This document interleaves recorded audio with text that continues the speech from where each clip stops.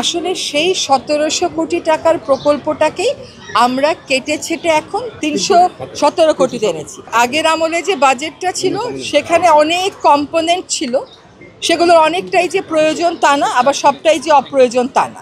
কিন্তু কথা হচ্ছে যে আমরা একটা পর্যায় পর্যন্ত নিয়ে যাব খালটাকে, তারপরে প্রয়োজন বুঝে এক একটা করে কম্পোনেন্ট আনবো। আশেপাশে প্রচুর দখলদার হলো, এই অবস্থা হলো কারণ বাংলাদেশের অন্যান্য জায়গার মতোই কেরানীগঞ্জ একটা অনেক ঘনবসতিপূর্ণ জায়গা হওয়া সত্ত্বেও এখানে বর্জ্য ব্যবস্থাপনা গড়ে ওঠেনি। সো অবৈধ দখলের কারণে খালের প্রবাহটা কমে গেছে, আর নির্বিচারে বর্জ্য ফেলার কারণে এটা আর পানির খাল নাই, তো এটা বর্জ্যের খাল হয়ে গেছে। এই জন্য আমরা এটাকে এবার খনন করে পানির প্রবাহ আনার উদ্যোগ নিয়েছি।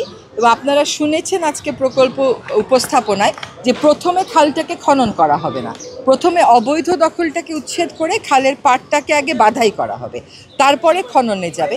কারণ যেই পরিমাণ প্লাস্টিক এবং অন্যান্য বর্জ্য এখানে আছে সেটার একটা সুষ্ঠু ব্যবস্থাপনা নিশ্চিত করতে হবে। আরেকটা কথা ছিল আপনাদের যে এটাতে আগেও একটা প্রকল্প গ্রহণ করা হয়েছে। আসলে সেই ১৭০০ কোটি টাকার প্রকল্পটাকেই আমরা কেটে ছেটে এখন ৩১৭ কোটিতে এনেছি। ১৭৫০ কোটি টাকা থেকে ৩,১৭ এনেছি, কারণ প্রথম ৩১৭ কোটি টাকাতে এনেছি।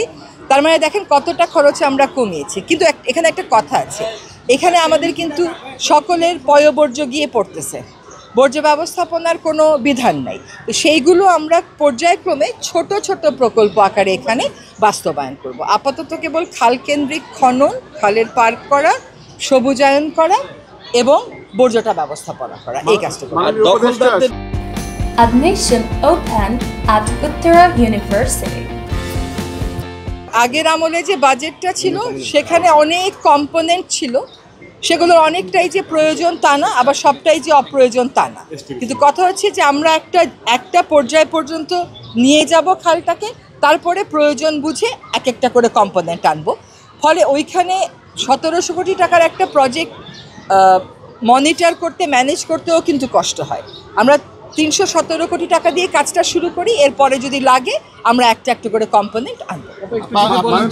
বুড়িগঙ্গা নিয়ে যুদ্ধ করেছেন, এটা আপনার বহুদিনের, আপনি আগেও বলেছেন যে ধলেশ্বরী পানিটা যদি এসে বুড়িগঙ্গায় পড়ে, বুড়িগঙ্গার কোনো উন্নতি হবে কি? শোনেন আপনারা, বুড়িগঙ্গা আগের অবস্থায় থাকবে এই কনক্লুশনে কি আপনি যেতে পারেন বাংলাদেশের একজন নাগরিক হয়ে?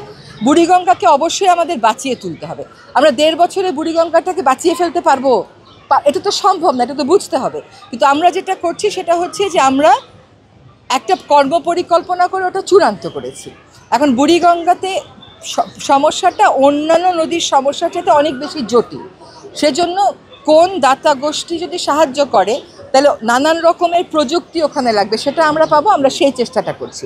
আপনাদেরকে একটা খবর শুধু দিয়ে রাখি যে আমরা প্রকল্পটা চূড়ান্ত করে এটার প্রাথমিক একটা অনুমোদন নিয়েছি, কিন্তু প্রকল্পটা আমাদের সময় হয়তো শুরু করা যাবে না, কিন্তু আমরা কাজগুলো শেষ করে দিয়ে যাব, একটা পর্যায়ে এনে দিয়ে যাব, যাতে করে আসল নদী রক্ষার কাজটা পরবর্তী সরকার এসে ওই প্রকল্পের ভিত্তিতে করতে পারে।